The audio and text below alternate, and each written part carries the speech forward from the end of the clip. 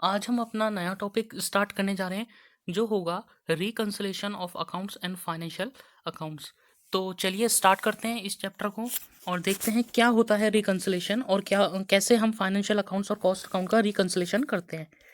तो सबसे पहले आप वीडियो को पॉज कर लें क्योंकि इस चैप्टर में मैं जितनी भी थ्योरी होगी वो न्यूमेरिकल्स के थ्रू समझाऊंगा, क्योंकि न्यूमेरिकल्स के थ्रू इस थ्योरी को समझना क्वाइट ईजी हो जाता है इस चैप्टर को। तो सबसे पहले यहाँ पे वीडियो को पॉज कर लें और इस थ्योरी को आप नोट कर लेंगे।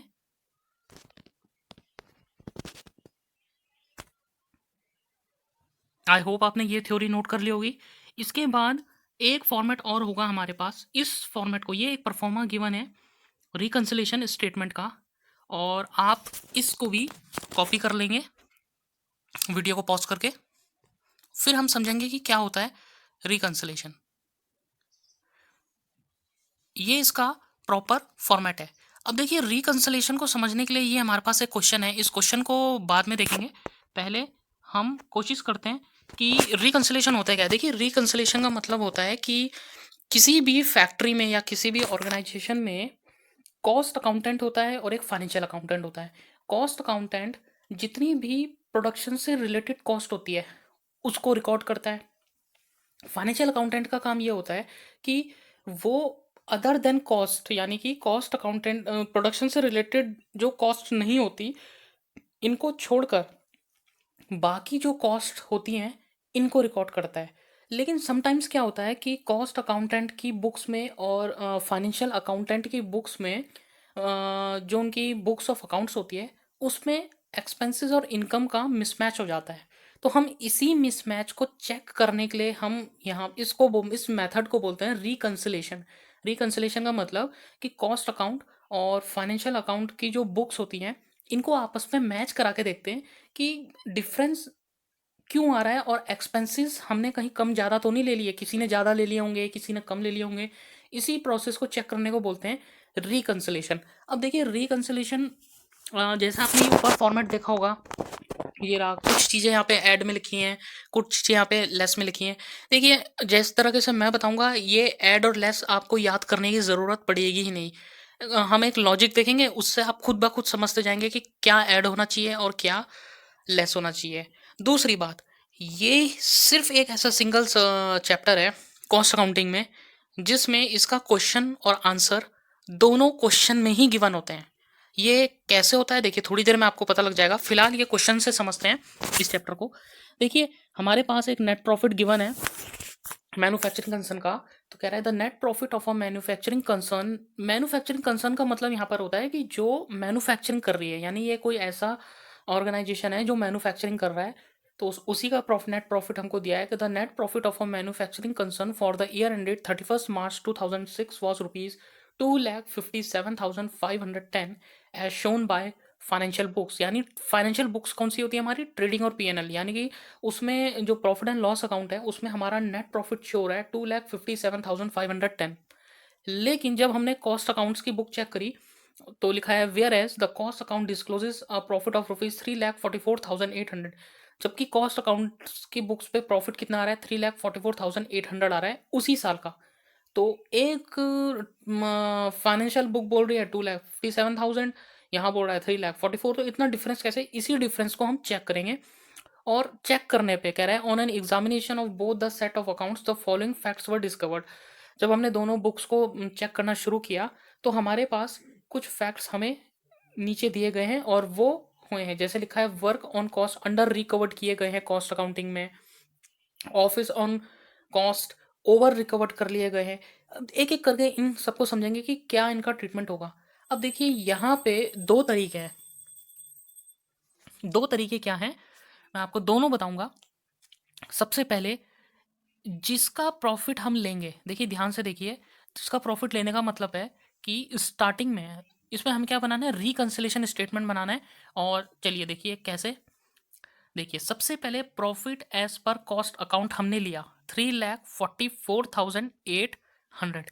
यानी कि यहाँ पे आप profit as per cost account भी ले सकते हैं, यानी कि आप कॉस्ट अकाउंट के प्रॉफिट को फाइनेंशियल अकाउंट से भी चेक कर सकते हैं। उल्टा भी हो सकता है, profit as per financial account भी ले सकते हैं। लेकिन ध्यान बस ये रखना है कि स्टार्टिंग में जिसका प्रॉफिट लेंगे हम इसको क्या कर रहे हैं, चेक कर रहे हैं। यानी कि फिर से सुने कि प्रॉफिट, जैसे इस क्वेश्चन में profit as per cost account हमने लिया है 3,44,800, यानी कि हम इस प्रॉफिट को चेक करेंगे। चेक करने का मतलब यहाँ पर यह है कि जिसका स्टार्टिंग में प्रॉफिट ले लेंगे ना उसको चेक करना है। तो दूसरा प्रॉफिट कौन सा है हमारे पास, फाइनेंशियल अकाउंट वाला, यानी कि फाइनेंशियल अकाउंट का प्रॉफिट सही होगा, सही होगा, फाइनेंशियल अकाउंट का प्रॉफिट सही होगा। कहने का मतलब जो फाइनेंशियल बुक्स ऑफ अकाउंट्स वालों ने ट्रीटमेंट किया होगा एक्सपेंसेस का, हमको भी वही ट्रीटमेंट करना है। अगर उन्होंने ऐड करा होगा तो ऐड करेंगे हम भी, उन्होंने माइनस किया होगा तो हम भी माइनस करेंगे। मैं फिर से रिपीट कर रहा हूँ, profit as per cost accounting यहाँ पे हमने लिया है 3,44,800। हमको इसी को चेक करना है। चेक करने का मतलब यहाँ पर ये है कि यानी कि कॉस्ट अकाउंट वालों ने कोई गड़बड़ कर दी है। सही कौन होंगे, फाइनेंस अकाउंट वाले। यानी कि जो फाइनेंस वाले करेंगे हम भी वो करेंगे। कैसे, चलिए देखते हैं। अब एक एक करके हम स्टेटमेंट देखते जाएंगे और ऐड होगा कि माइनस होगा ये समझते जाएंगे। सबसे पहले हमने ले लिया profit as per cost accounts 3,44,800 जो हमें क्वेश्चन में गिवन था। अब आते हैं हम अपने पॉइंट नंबर 1 में। देखिए work on cost, work on cost का मतलब होता है factory overheads. Factory overheads cost account वालों ने कम ले रखे हैं, कॉस्ट अकाउंट वालों ने कम ले रखे हैं, फाइनेंस वालों ने तो पूरे लिए होंगे। यानी कि गलती किसकी है, कॉस्ट अकाउंट वालों की। कॉस्ट अकाउंट वालों ने एक एक्सपेंस था फैक्ट्री ओवरहेड्स का जो कम ले लिया, यानी कि इसकी वजह से क्या हुआ होगा कि एक्सपेंस जब हमने कम ले लिया तो हमारा प्रॉफिट आ रहा होगा ज़्यादा। लेकिन ये एक्सपेंस फाइनेंस वालों ने अपनी बुक्स ऑफ अकाउंट्स में ले रखा है। सही कौन है, फाइनेंस वाले, क्योंकि फाइनेंस वालों ने 6240 को पूरा ले रखा है, हमने कम ले रखा, तो हम भी लेंगे। यानी कि हम क्या करेंगे, इस एक्सपेंस को माइनस। देखिए work overheads under charge in cost account, यानी 6240, ये 6240 एक खर्चा था जो हमने कम ले लिया था। हमने खर्चे को कम लिया, इट्स मीन्स हमारा प्रॉफिट ज़्यादा आ रहा होगा। क्योंकि फाइनेंस वालों ने खर्चा पहले से ले रखा है, यानी उनका प्रॉफिट में 6240 ले रखा था, वो सही है। हमने नहीं लिया था, क्योंकि उन्होंने ले रखा है तो हमको भी लेना पड़ेगा, क्योंकि सही कौन है, फाइनेंस वाले, इसलिए यहाँ पर ये क्या हुआ है, माइनस हुआ है। नेक्स्ट देखते हैं, office on cost. Office on cost का मतलब होता है office overhead. Excuse me. Office on cost जो है वो कॉस्ट बुक्स में ज़्यादा ले ली गई है, यानी फिर से हमने एक खर्चा था जो ज़्यादा ले लिया है। फाइनेंस वालों ने तो नहीं लिया, उन्होंने तो कम ले रखा है। ज़्यादा किसने लिया, हमने लिया। तो देखिए ऑफिस ऑन कॉस्ट को यहाँ पे क्या करा गया है, ऐड किया गया है फर्स्ट पॉइंट नंबर 1 में। क्यों, क्योंकि हमने ज़्यादा ले लिया, फाइनेंस वालों ने तो ज़्यादा नहीं लिया, इसलिए इसको ऐड बैक करेंगे। खर्चा अगर हम ज़्यादा ले लेंगे तो हमारा प्रॉफिट आ रहा होगा कम, यानी कि ये वो 3400 वो खर्चे थे, एक्सपेंस थे जो हमने ज़्यादा ले लिए थे और फाइनेंस वालों ने नहीं लिए थे, तो हम इसको दोबारा ऐड बैक कर लेंगे। अब देखते हैं point number 3, depreciation charge in financial books में। फाइनेंस वालों ने बताया कि डेप्रिसिएशन होना चाहिए 22,400, लेकिन कॉस्ट वाले कितना लगा रहे हैं, 25,000 ज़्यादा लगा रहे हैं। और सही कौन है, फाइनेंस वाले। तो अगर फाइनेंस वाले 22,400 लगाएंगे तो हमको भी 22,400 लगाना होगा। हमने कितना ज़्यादा लगा दिया, हमने ज़्यादा लगा दिया है। देखिए डेप्रिसिएशन ओवर चार्ज कितना कर दिया, 25 में से 22,400, 2600 रुपये हमने ज़्यादा लगा दिए थे। सही कौन है, फाइनेंस वाले। यानी कि इस एक्सपेंस को दोबारा ऐड बैक करेंगे। क्यों, क्योंकि ये एक एक्सपेंस हमने पहले ज़्यादा मान लिया था, तो ज़्यादा मान लिया था तो हमने माइनस कर दिया होगा। अब हम इसको ऐड बैक करेंगे ताकि हमने ये एक्सपेंस को ज़्यादा मान लिया था, इसलिए इसको हमने दोबारा ऐड बैक कर लिया है। चलते हैं नेक्स्ट टॉपिक पॉइंट पे। फिर है देखिए interest on investment not included in cost account. एक इन्वेस्टमेंट था जिसमें इंटरेस्ट मिला 16,000। फाइनेंस वालों ने इन्हें अपनी इनकम दिखा रखा है, फाइनेंस वालों ने अपनी इनकम दिखा रखा है, लेकिन कॉस्ट वालों ने अपनी इनकम नहीं दिखाया। तो सही कौन है, फाइनेंस वाले। तो फाइनेंस वाले सही हैं, अगर उन्होंने इसको इनकम माना है तो कॉस्ट वालों को भी इनकम मानना पड़ेगा। और इनकम जब हम मानेंगे तो वो इनकम प्रॉफिट को क्या करती है, बढ़ा देती है। तो यहाँ पे देखिए interest on investment not included in cost account को हमने क्या कर दिया, दोबारा ऐड बैक कर दिया है 16,000। आई होप ये टॉप पॉइंट भी आपको समझ में आ गया होगा। नेक्स्ट पॉइंट देखते हैं, देखिए उसके बाद लिखा है obsolescence loss charge to financial account. एक ऑब्सोलेंस लॉस हुआ है, यानी एक तरीके का लॉस है ये, जो फाइनेंशियल अकाउंट वालों ने 11,400 का रिकॉर्ड किया। कॉस्ट वालों ने इसको किया ही नहीं, क्योंकि ये रिकॉर्ड कहाँ पर हुआ है? फाइनेंशियल अकाउंट में। सही कौन है? फाइनेंशियल वाले। अगर फाइनेंशियल वालों ने इसको लॉस माना है तो कॉस्ट वालों को भी इसको लॉस मानना पड़ेगा, और लॉस मानना पड़ेगा तो हमें क्या करना पड़ेगा? इसको माइनस करना पड़ेगा। तो देखिए loss due to obsolete not charge in cost account 11,400 क्या हुए हैं? माइनस हुए हैं। आई होप ये पॉइंट क्लियर होगा। नेक्स्ट पॉइंट देखते हैं। नेक्स्ट पॉइंट में कह रहे हैं income tax provided in financial account 80,600। Income tax आया है 80,600 का, एक तरीके का एक्सपेंस है, जो किसने रिकॉर्ड किया है? फाइनेंस वालों ने। फाइनेंस वालों ने तो रिकॉर्ड कर लिया, अकाउंट्स वालों ने इसको रिकॉर्ड, ओ सॉरी, कॉस्ट अकाउंट वालों ने इसको रिकॉर्ड नहीं किया, क्योंकि फाइनेंस वाले सही हैं। अगर उन्होंने इसको अपना एक्सपेंस माना है तो हम भी इसको अपना एक्सपेंस मानेंगे, क्योंकि ये हमने पहले रिकॉर्ड नहीं किया गया था, अब करेंगे। तो खर्चा है, ये खर्चा प्रॉफिट को क्या करेगा? कम कर देगा। तो हम क्या करेंगे? इसको माइनस में दिखाएंगे। देखिए income tax not provided in cost account 80,600। Plus और माइनस क्या कर रहे हैं? प्लस करने का मतलब है प्रॉफिट को बढ़ा रहे हैं, माइनस का मतलब है प्रॉफिट को घटा रहे हैं। प्लस और माइनस यहाँ पे सिर्फ इतना ही काम कर रहा है। नेक्स्ट पॉइंट देखते हैं। नेक्स्ट पॉइंट में लिखा है bank interest and dividend received.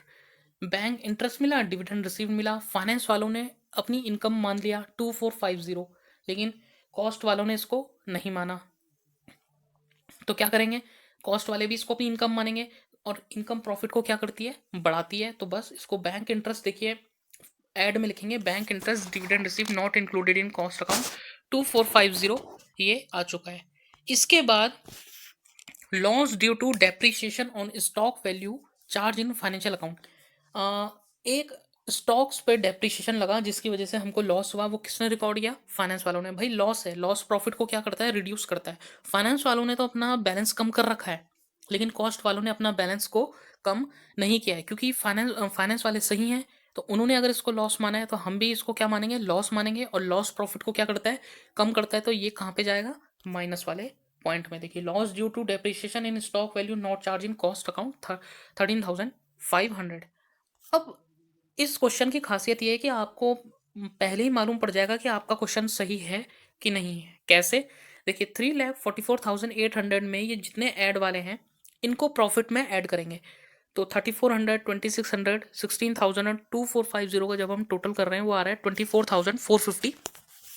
इसको हमने जोड़ा 3,44,800 में, जो कि आया 3,69,250। इसमें से जो भी ये लेस वाले एक्सपेंसेस हैं इनको माइनस करेंगे।